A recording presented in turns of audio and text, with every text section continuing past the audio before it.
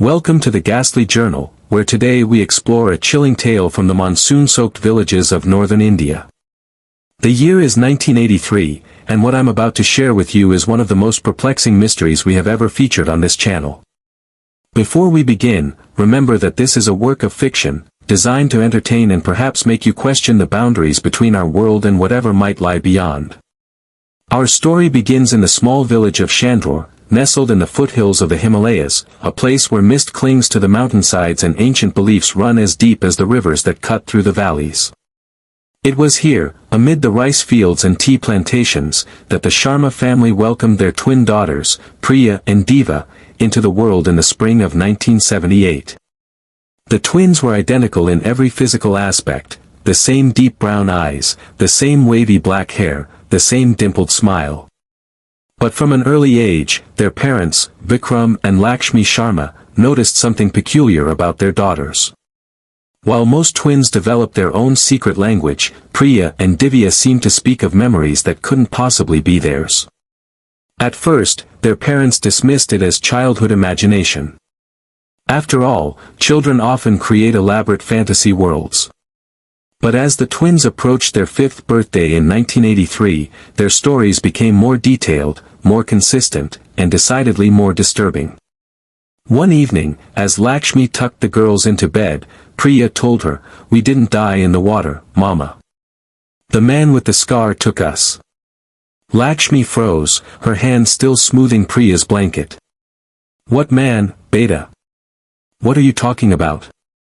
"The man who pretended to help," Diva continued, her small voice eerily calm in their bedroom's dim light. "He said he would take us home, but he didn't." Vikram, who had been listening from the doorway, entered the room and sat on the edge of the bed. "These are just bad dreams," he said firmly, though a chill ran down his spine. "You are safe here with us." But the twins shook their heads in perfect synchronization. "We are Meena and Reena," said Priya, from Pimal. "Our real papa is waiting for us." The names meant nothing to the Sharmas, but the conviction in their daughters' voices was unsettling. That night, after the twins had fallen asleep, Vikram and Lakshmi discussed what they had heard. "Children say strange things," Vikram reasoned, though his voice betrayed his unease. "It's just their imagination." "But they've never been to Pintal," Lakshmi whispered. "How would they even know such a place exists?" Pintal was a town approximately 60 kilometers away from Chandor, not so far that its name would be unheard of, but not so close that 5-year-old children would naturally know of it. And the names Meena and Reena, the Sharmas knew no one by those names. In the days that followed, the twins continued to speak of their other life. They described a blue house by a lake, parents named Deepak and Sita, and an older brother called Rohit who played cricket. They spoke of a school with a red gate and a teacher who wore glasses with golden frames, details that seemed too specific, too consistent to be mere fantasy. Most disturbing of all, they spoke of the day it happened, how they had been walking home from school when a man with a scar on his left cheek offered to give them a ride home during a sudden rainstorm, how he had instead taken them to an old building near the water, how they had tried to escape but couldn't. The twins would never elaborate on what happened next, only saying, "And then we were born to you." Lakshmi began to grow concerned for her daughter's mental health. She consulted the village doctor, who suggested the twins might be repeating stories they had overheard or seen on television. But the Sharmas didn't own a television, and they were certain no one in the village had been discussing such things around the children. Vikram, more pragmatic than his wife, decided to make inquiries about Bimal to put the matter to rest. He told Lakshmi he would visit the nearby town of Nainital, where his cousin worked at the regional newspaper office, to see if there had ever been a story about missing children from Bimal. It was a day's journey by bus, so he planned to stay overnight. "This will put an end to all this talk," he assured Lakshmi. "We'll prove it's just a childhood fancy, and then we can help the girls move past it." Lakshmi nodded, though she couldn't shake the feeling of dread that had settled over her since the twins first mentioned their other parents. The morning Vikram was to leave, an unexpected visitor arrived at the Sharma home. Dr. Anand Kapoor was a professor of psychology from Delhi University who had been traveling through the region conducting research on rural child care practices. He had heard about the twins from the village doctor, who was an old classmate of his. "I hope you don't mind my intrusion," Dr. Kapoor said after introducing himself, "but your daughter's case sounds fascinating from a developmental perspective. Identical twins often form unique bonds and shared imaginative worlds." Lakshmi was hesitant to discuss her children with a stranger, but Vikram saw an opportunity to gain a scientific perspective before his trip to Nainital. "What do you make of it, Dr. Kapoor?" Vikram asked after explaining the situation. "Is this normal behavior for twins?" Dr. Kapoor adjusted his glasses thoughtfully. "It's not uncommon for children to create elaborate fantasies, especially twins who often reinforce each other's narratives. However, the level of detail and consistency you describe is unusual. Would it be possible for me to speak with your daughters?" Lakshmi was reluctant, but eventually agreed on the condition that she would be present for the conversation. The twins were playing in the courtyard, arranging stones in a pattern that, upon closer inspection, resembled a crude map. "What are you making?" Dr. Kapoor asked, crouching beside them.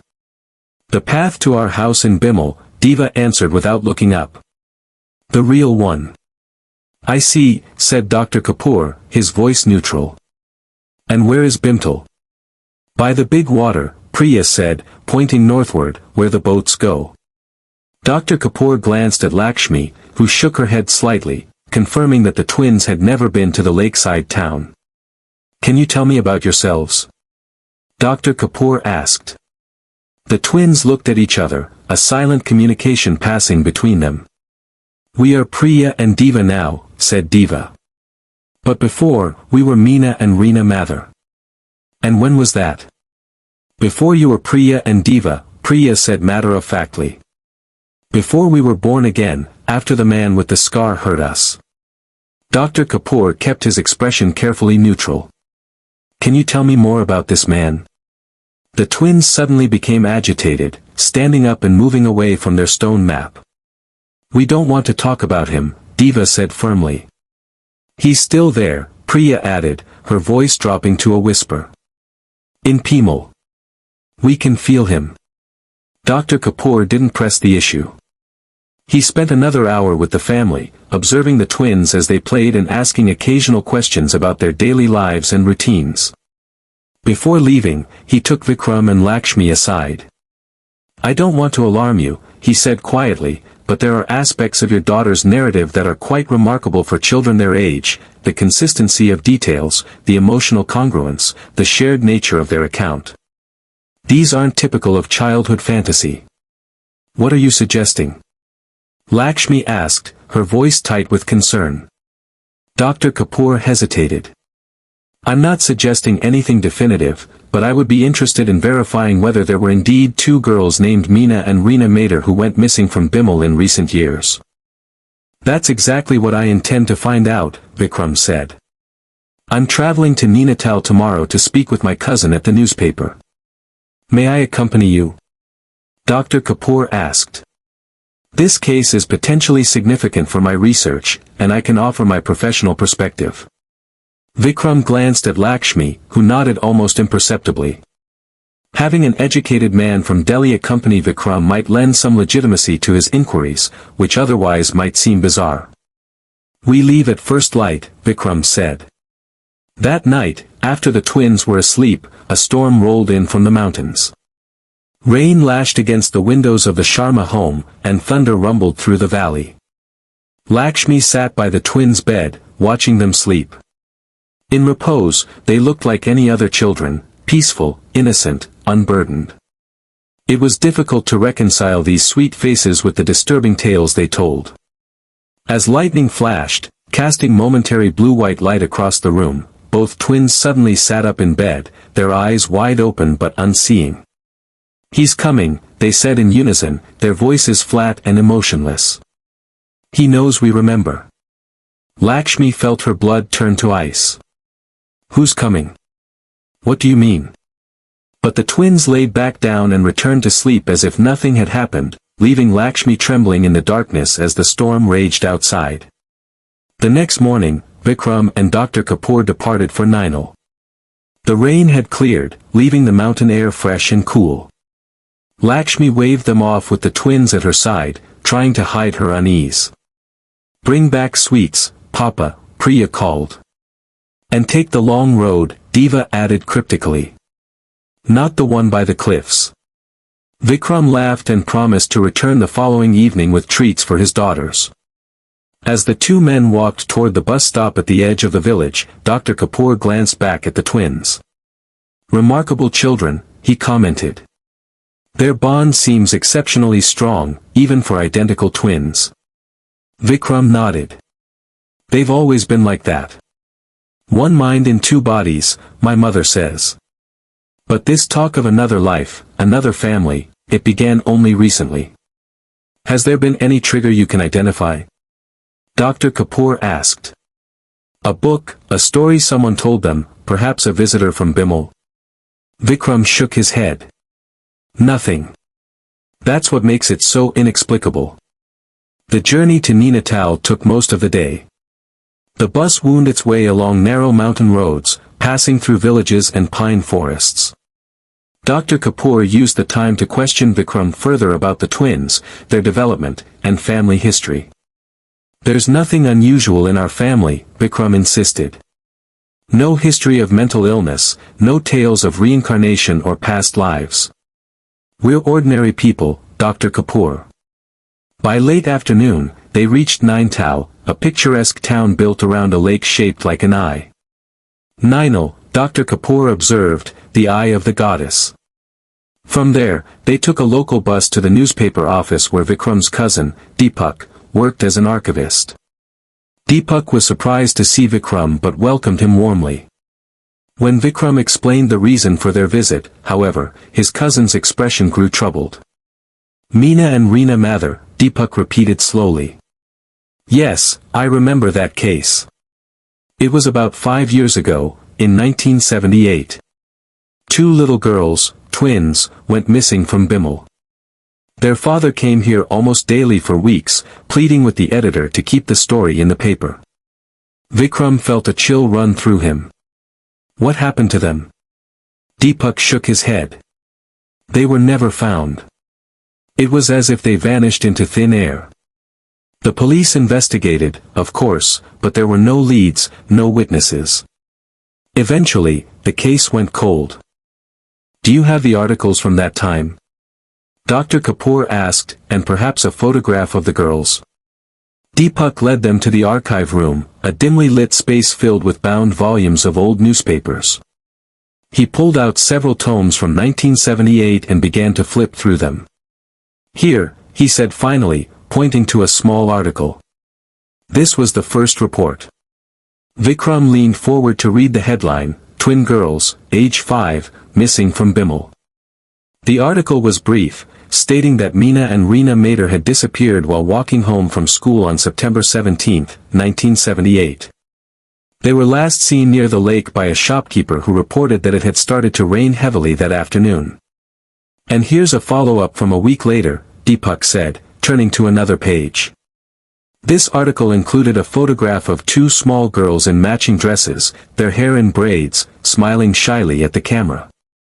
Below the photo were quotes from the girl's father, Deepak Mather, pleading for information about his daughters. "The description matches," Dr. Kapoor murmured.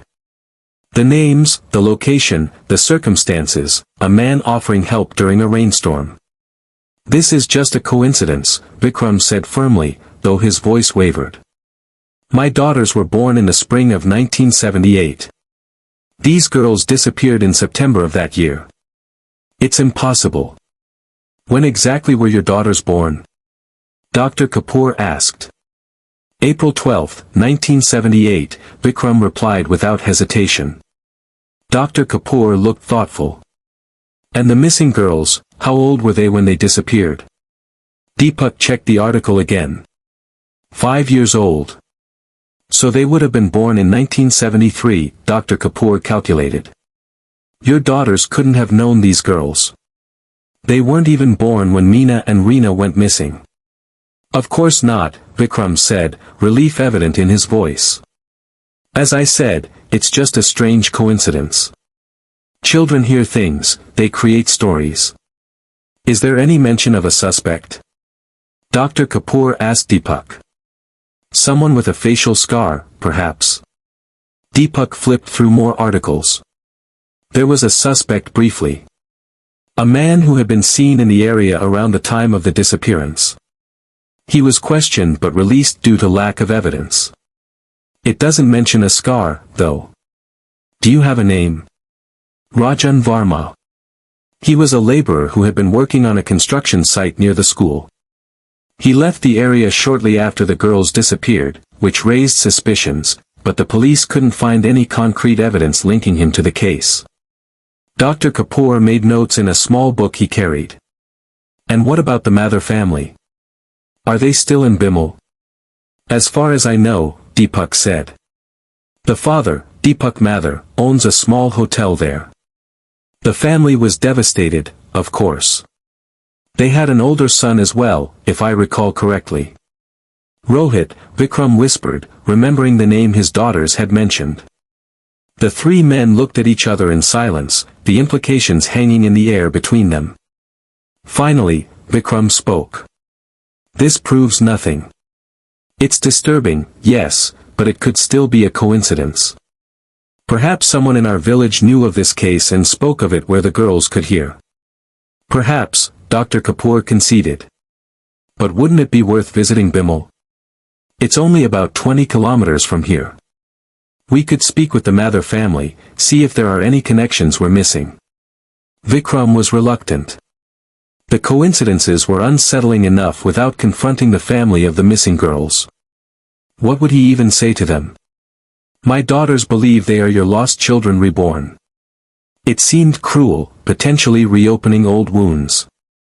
I don't think that's appropriate, Vikram said. These people have suffered enough. I understand your concern, Dr. Kapoor replied. But consider this, if there is any substance to your daughter's claims, and I'm not saying there is, it could provide the Mather family with some measure of closure. And if not, we've simply eliminated one possibility. After much debate, Vikram reluctantly agreed to visit Bimal the next day. They found lodging in Nainital for the night, but Vikram barely slept. His mind was filled with the photograph of Meena and Reenam Thur, two little girls who would now be about 10 years old if they were still alive, the same age his daughters would one day reach. The thought made him shudder. In the morning, they took a bus to Bimal. The town was smaller than Nainital, built around a man-made lake created during the British colonial period. They asked directions to the Mather family's hotel, a modest establishment near the lakefront called Lakeview Lodge. The hotel was a two-story building painted a faded blue with a small garden in front. Vikram felt a jolt of recognition, a blue house by the lake, just as his daughters had described. He hesitated at the entrance, suddenly unsure of this entire venture. We don't have to do this, Dr. Kapoor said quietly, noting Vikram's discomfort. We can turn back now. But Vikram steeled himself and pushed open the door. The reception area was simple but clean, with photographs of the lake and mountains on the walls. Behind the desk sat a woman in her 30s, her face bearing the marks of long-term grief, fine lines around her eyes, a perpetual downward turn to her mouth. She looked up as they entered. Namaste, she greeted them. Welcome to Lakeview Lodge. Do you need rooms? Actually, Dr. Kapoor began, we were hoping to speak with Mr. Deepak Mather, if he's available. The woman's expression became guarded. May I ask what this is regarding? Dr. Kapoor hesitated, and Vikram stepped forward. My name is Vikram Sharma. This is Dr. Kapoor from Delhi University. We've come across some information that might be related to your family, and we wanted to discuss it with Mr. Mather personally. The woman, who must be Sita Mather, Vikram realized, studied them for a long moment before nodding slightly. My husband is at the back, checking inventory. I'll get him for you. Please, have a seat. She gestured to a small sitting area and disappeared through a door behind the reception desk. Vikram and Dr. Kapoor sat in uncomfortable silence, both questioning the wisdom of their visit. A few minutes later, a man entered from the same door. Deepak Mathur looked older than his years, his hair graying at the temples, deep shadows beneath his eyes. He approached them with a weary expression. "My wife says you have information about our family," he said without preamble. "What kind of information?" Dr. Kapoor took the lead, explaining that he was a psychologist studying unusual cases of childhood memory and behavior. He spoke of the Sharma twins in general terms, mentioning their claims of memories that seemed to match details about the Mathur family and their missing daughters. As he spoke, Deepak Mathur's expression changed from suspicion to disbelief to a terrible, fragile hope. When Dr. Kapoor had finished, Mathur sat heavily in a chair across from them. "This is some kind of cruel joke," he said, his voice low. "Who put you up to this? We've had hoaxes before, people claiming to have seen the girls, people demanding money for information. We can't go through that again." "This is not a hoax, Mr. Mathur," Vikram said earnestly. "I wish it were that simple. My daughters have been telling these stories for months now, with no prompting from anyone. They've never been to Bimal, never heard of your family as far as we know. And yet they speak of things they couldn't possibly know. Your son, Rohit, who plays cricket. A teacher with golden-framed glasses." Mathur's face paled. "Miss Chawla," he whispered. "Their kindergarten teacher. She always wore gold-rimmed glasses." An uncomfortable silence fell over the room. Finally, Mathur spoke again, his voice barely audible. "What else do they say?" "Your daughters." Vikram hesitated, unsure how much to reveal. "They say they were walking home from school when it started raining. A man with a scar on his cheek offered to help them, but instead took them somewhere else. They don't say much about what happened after that." Mathur closed his eyes, his hands clenched into fists on his knees. The police suspected a local laborer, but they could never prove anything. There was never any evidence of what happened to them. "I'm so sorry," Vikram said, regretting the pain his words were causing. "I shouldn't have come. This was a mistake." Mathur opened his eyes, a fierce intensity in his gaze. "No. I want to meet these children of yours. I need to see them for myself." "That's not possible right now," Dr. Kapoor interjected. "They're in Chandrore with their mother. It would be a significant journey." "Then I'll go to Chandrore," Mathur said firmly.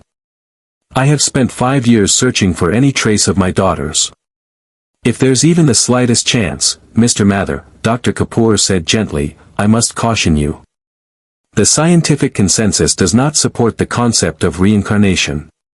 What we're dealing with here is likely a case of cryptomnesia, subconscious acquisition of information that is later recalled without awareness of its source. These children are not your daughters reborn. With all due respect, Dr. Kapoor, I don't care about your scientific consensus," Mathur replied.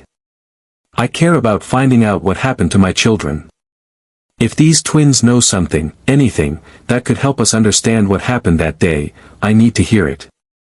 Vikram felt torn. He had come seeking answers, not to give false hope to a grieving father. Yet, he couldn't deny the uncanny accuracy of his daughter's memories. "Perhaps there's a compromise," he suggested. "Mr. Mathur, would you be willing to tell us specific details about your daughters?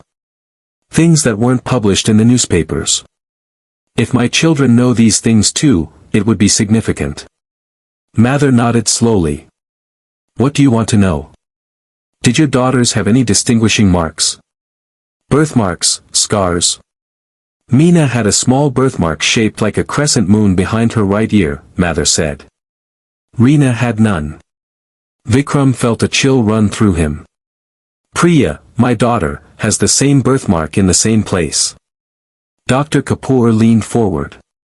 "That could be a coincidence. Many children have birthmarks."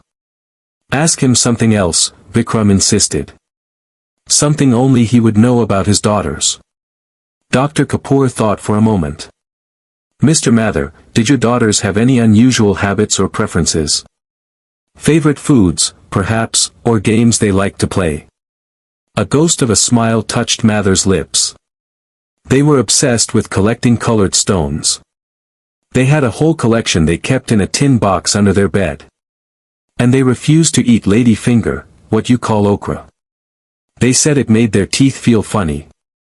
Vikram sat back, his face pale. My daughters collect stones. They have a collection hidden under a loose floorboard in their room. And they both hate okra for exactly that reason. Even Dr. Kapoor looked shaken now. These could still be coincidences, he said, though his voice lacked conviction. Children often dislike certain vegetables, and collecting stones is a common pastime for young girls in rural areas. One more test, Mather said, rising from his chair. Wait here. He disappeared through the door behind the reception desk and returned a few minutes later with a photograph album. He sat between Vikram and Dr. Kapoor and opened the album to a page showing a family portrait, Mather, his wife, a boy of about 10, and the twin girls from the newspaper photograph. This was taken 3 months before they disappeared, Mather said, his finger trembling slightly as it hovered over the image of his lost daughters. Now, you say your twins claim to be Meena and Reena. Which is which? Meena was the elder by 7 minutes, more outspoken. Reena was quieter, more thoughtful. Vikram studied the photograph. The twins in the image were indeed identical at first glance, but as he looked closer, he could see subtle differences in their expressions. One smiled more broadly, sitting slightly forward, while the other had a more reserved demeanor. Priya is the more assertive one, Vikram said slowly. She always takes the lead. Diva is gentler, more introspective. If I had to guess, Priya would be Meena, and Diva would be Reena. Mather's breath caught. Yes, he whispered. That's right. Dr. Kapoor had been silent, observing this exchange with a mixture of scientific curiosity and growing unease. Now he spoke. Mr. Mather, you mentioned a suspect, Rajan Varma. Was he ever described as having a facial scar? Mather tensed. Not in the official reports, but my son Rohit told us later that he had seen a man hanging around the school a few days before the girls disappeared. He remembered him because of a scar on his left cheek. The police dismissed it. Said Rohit was just a child, his memory unreliable. And what became of this man, Varma? He left Pemal shortly after the investigation. The police traced him to Delhi initially, but then lost track of him. That was years ago. The 3 men sat in heavy silence, each lost in his own thoughts. Finally, Vikram spoke. Mr. Mather, I understand your desire to meet my daughters, but I have to consider their well-being. This situation is unprecedented. I need time to think about what's best for them. Mather nodded, his expression a complex mixture of disappointment and understanding. Of course. You are their father now. But please, don't shut the door on this entirely. Here. He took out a business card for the hotel and wrote a number on the back. This is my personal telephone. Call me when you've made a decision. Vikram accepted the card, tucking it into his shirt pocket. I will. You have my word. As they prepared to leave, Mather had one final question. Your daughters, what do they look like now? Vikram hesitated, then reached into his wallet and removed a small photograph of the twins taken on their last birthday. He handed it to Mather, who stared at it for a long moment, his hands trembling slightly. They would be about this age now, he said softly, more to himself than to Vikram or Dr. Kapoor. If they had lived. Mr. Mather, Dr. Kapoor said gently, whatever the explanation for these similarities, I urge you to approach this situation with caution. The human mind seeks patterns, connections, especially in times of grief. It's easy to see what we want to see. Mather returned the photograph to Vikram. 5 years ago, Dr. Kapoor, I would have agreed with you. I was a practical man, a businessman. I believed in what I could see and touch.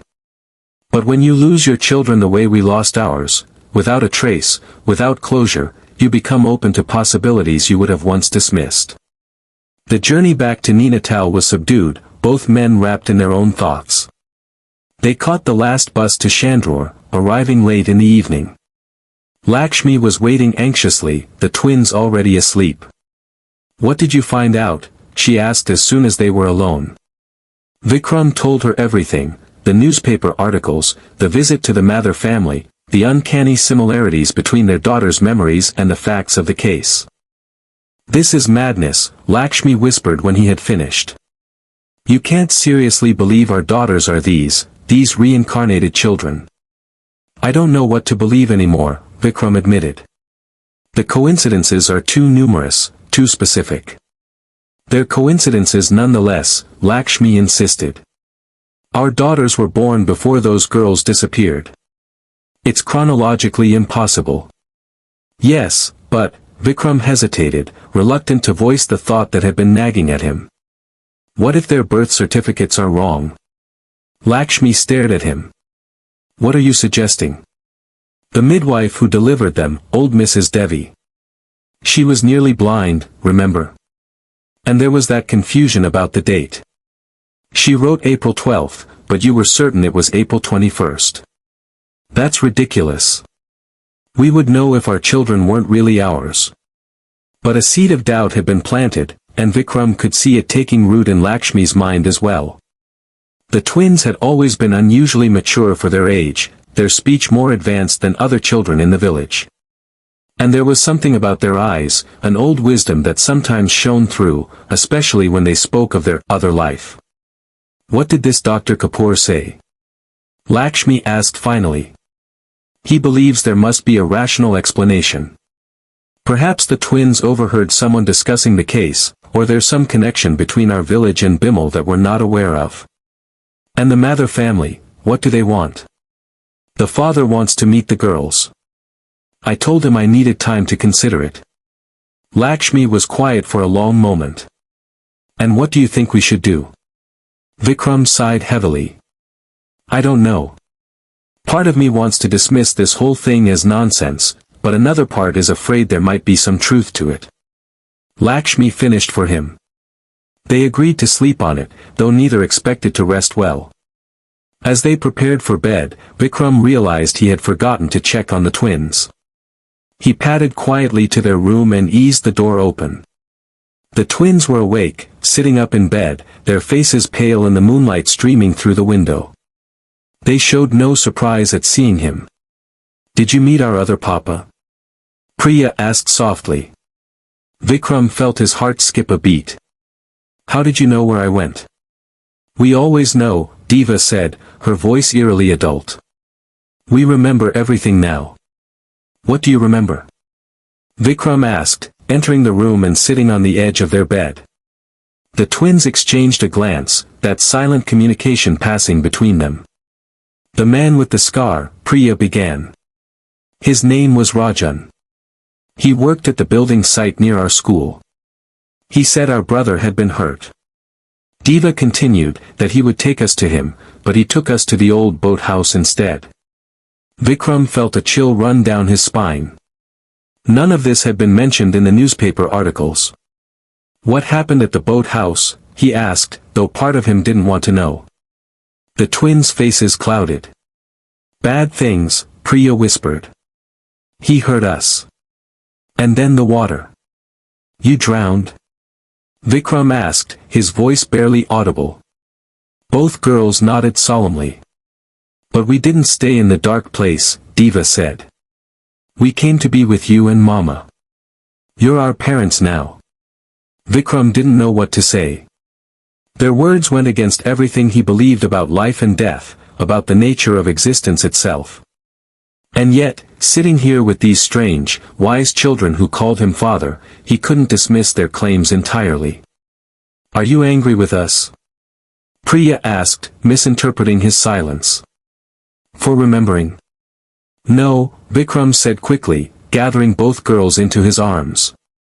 "No, I'm not angry. I don't understand what's happening." "We don't either," Deva admitted. We just know we're supposed to go back. To help find him. Find who? Rajan, Priya said, her voice dropping to a whisper. He's still hurting children. We can feel it. Vikram held his daughters tighter, a protective instinct surging through him. Whatever the truth of their claims, whatever strange phenomenon might be at work here, these were his children. He had raised them, loved them, watched them grow. In every way that mattered, they were his and Lakshmi's. You don't have to go back, he said firmly. You're safe here with us. But the twins shook their heads in that perfect synchronization that had always unnerved him slightly. We have to, Priya insisted. Or more children will disappear. That night, Vikram barely slept. He lay awake beside Lakshmi, turning over the events of the past few days in his mind, the trip to Nainital, the discovery of the real Meena and Reena Mater, the uncanny knowledge his daughters possessed, and now their insistence that they needed to go back to find the man who had allegedly killed them in their previous life. It was madness. And yet, he couldn't shake the feeling that there was something significant happening here, something beyond his understanding. In the morning, he shared the twins' latest revelations with Lakshmi and Dr. Kapoor, who had stayed in the village to observe the children further. This is most unusual, Dr. Kapoor mused. The details about the boathouse were never published. And this claim about the suspect still being active, it's troubling. It's the product of an overactive imagination, Lakshmi insisted, though her voice lacked conviction. Children hear things, they create stories. Perhaps, Dr. Kapoor conceded. But I believe we should take this seriously enough to alert the authorities in Bimal. If there is even a remote possibility that a child predator is active in the area, and what would we tell them? Vikram asked. My daughters, who claim to be reincarnations of 2 murdered girls, say the killer is still at large. They'd think we were insane. Not necessarily, Dr. Kapoor said. We could approach it differently. Say we've received information about a man named Rajan Varma who may be connected to the old case. The police can decide whether it's worth investigating. After much discussion, they agreed that Dr. Kapoor would return to Pintal to speak with the police, while Vikram and Lakshmi would stay with the twins. They also decided, reluctantly, to allow Deepak Mathur to visit Chandrore to meet the girls. It seemed the least they could do for a father who had spent 5 years searching for his lost children. Dr. Kapoor departed that afternoon, promising to telephone from Bimal with any news. The twins watched him go with solemn expressions. He doesn't believe us, Deva said matter-of-factly. But he will. The following day brought an unexpected development. A telegram arrived for Vikram from Dr. Kapoor. Information about Rajan Varma confirmed. Stop. Police reopening investigation. Stop. Mathers arriving tomorrow. Stop. Exercise caution. Stop. Vikram read the telegram several times, trying to decipher its meaning. What information had been confirmed? And why the warning to exercise caution? He shared the telegram with Lakshmi, who seemed equally perplexed. What does he mean? Exercise caution. Caution about what? Before Vikram could respond, the twins appeared in the doorway of the kitchen, their expressions grave. He knows, Priya said. Rajan knows people are looking for him again.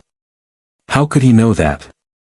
Vikram asked, momentarily forgetting the impossibility of his daughters having such knowledge. Because he's close, Deva replied. He never went far away. Lakshmi moved to gather the twins in her arms. Enough of this talk. These are just stories. You're safe here with us. But that night, as a storm gathered over the mountains, Vikram found himself checking the locks on the doors and windows, a sense of unease settling over him like the mist that shrouded the valley. The next day dawned clear and bright, the storm having passed in the night. The Mathers were expected to arrive on the afternoon bus from Nainital. Vikram had arranged for them to stay in the small guest house at the edge of the village, feeling it would be too strange to have them in the family home. As the hour of their arrival approached, Lakshmi dressed the twins in their best clothes, matching blue frocks with white collars. The girls submitted to this preparation with unusual solemnity. "Remember," Lakshmi told them as she brushed their hair, "these people are not your parents. They lost their daughters a long time ago, and they are very sad. Be kind to them, but don't say things that will make them sadder." The twins nodded, their eyes meeting in that silent communication. "We understand, Mama," Priya said. "We know who our real parents are now." The Mathurs arrived punctually, accompanied by Dr. Kapoor. Deepak Mathur looked much as he had in Bimal, but his wife, Sita, seemed even more fragile in person, her eyes darting nervously as she took in the Sharma home. Introductions were made, tea was served, and an awkward conversation ensued, with Dr. Kapoor attempting to mediate between the two families. The twins sat quietly on a bench by the window, observing the adults with unchildlike intensity. Finally, Deepak Mathur could contain himself no longer. "May I speak with your daughters?" he asked Vikram. Vikram glanced at Lakshmi, who nodded slightly. "Of course," he said. "Priya, Diva, come here, please." The twins approached the Mathurs, standing before them with perfect composure. There was a moment of profound silence as Deepak and Sita Mathur stared at the children, searching their faces for any hint of their lost daughters. "Hello," Deepak said finally, his voice thick with emotion. "My name is Deepak Mathur. This is my wife, Sita." "We know," Priya said simply. "You're our other papa and mama." Sita let out a small gasp, her hand flying to her mouth. Deepak leaned forward, his eyes intense. "If you know us, then tell us something only Meena and Reena would know." The twins exchanged a glance. "The night before we disappeared," Diva began, "you promised to take us to Delhi for the Republic Day parade if we got good marks in school. And Mama gave us each a gold bangle for our birthday," Priya added. "She said we could wear them on special days only." Sita began to weep silently, her shoulders shaking. Deepak remained composed, though his eyes glistened with unshed tears. "And what about your brother? What was his name?" "Rohit," both twins said in unison. "He used to let us play with his cricket bat when Papa wasn't looking." Deepak nodded slowly, as if confirming something to himself. "And the day you disappeared, what happened?" The twins' expressions clouded. "It was raining," Priya said softly. "We were walking home from school. Miss Chawla had kept us late to practice for the Independence Day program. A man came in a blue car," Diva continued. "He said Rohit had fallen off his bicycle and was hurt. He said he would take us to him. We knew we shouldn't go with strangers," Priya said, her voice dropping to a whisper, "but we were worried about Rohit. The man had a scar." Diva touched her left cheek. "Here, like a lightning bolt." Deepak was leaning forward intently, hanging on every word. "And then? He took us to the old boat house," Priya said. "The one by the far shore, where nobody goes anymore. He tied our hands." Diva's small fingers rubbed at her wrists as if feeling phantom bonds. "He said if we were quiet, he wouldn't hurt us, but he was lying." Lakshmi moved to intervene, distressed by the turn the conversation had taken. "I think that's enough." But Deepak held up a hand, his expression pleading. "Please, we've waited 5 years to know what happened to our daughters." Lakshmi looked to Vikram, who nodded reluctantly. The twins continued their grim narrative. "He hurt us," Priya said simply. "And then, when it was dark, he took us out on the lake in a small boat. We were still alive," Diva added, her voice eerily detached. "But we couldn't move or speak. He put stones in our pockets and dropped us in the deep water. That's where our old bodies are," Priya concluded. "In the deep part of the lake, near the old stone marker." A heavy silence fell over the room. Sita Mathur was weeping openly now, her face buried in her hands. Deepak sat rigid, his face ashen. Dr. Kapoor was scribbling notes furiously, while Vikram and Lakshmi exchanged horrified glances. How can they know these things? Lakshmi whispered. The boat house, the blue car, none of this was in the newspapers. There's more, Dr. Kapoor said, looking up from his notes.